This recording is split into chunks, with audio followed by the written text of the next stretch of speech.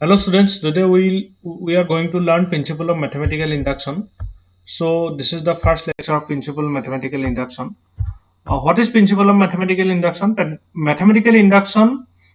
is mathematical induction? Mathematical induction is a proof technique which is used to prove that a statement or formula or a theorem is true or true for every natural number. That means mathematical induction is a proof technique.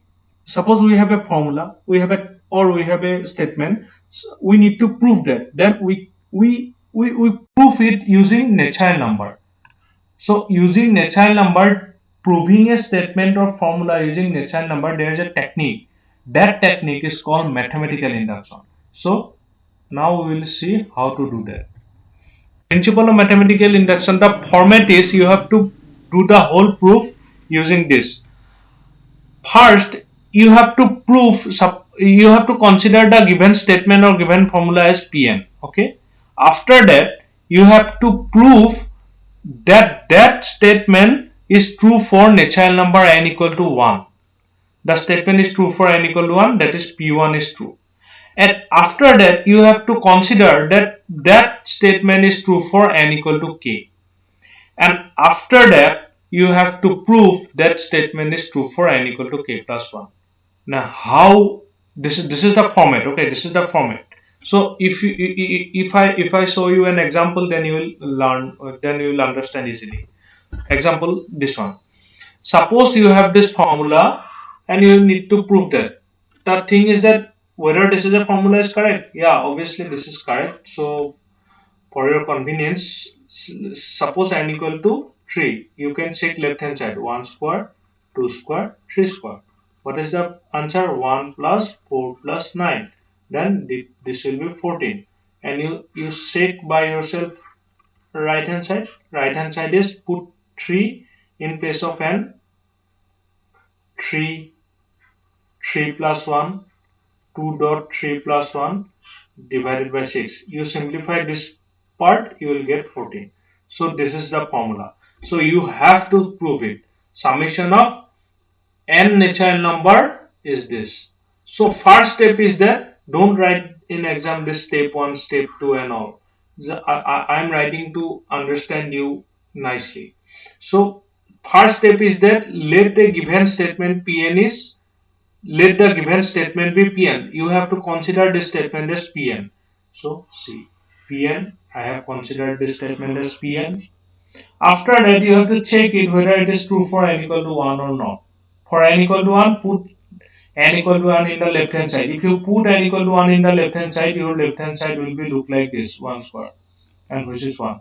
Now you put n equal to 1 on the right hand side. After putting n equal to 1 on the right hand side, your right hand side will be look like this, and your answer is 1. So left hand side equal to right hand side. So this statement is true for n equal to 1.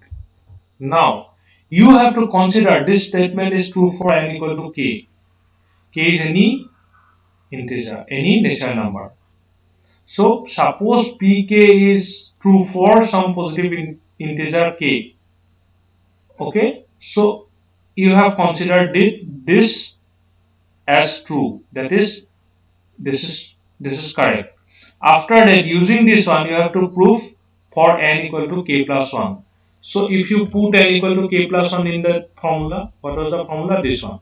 So put n equal to k plus 1 in the left hand and right hand side also. You will if you put n equal to k plus 1 in the left hand side and proceed going on, and after that you will arrive this one. So first you have taken this one 1 plus 2 square plus 3 square plus up to k plus 1 whole square. See, these are all natural number 1, 2, 3. So this is k plus 1. So what is the previous term of this? Obviously from the pattern you can say that this is k square.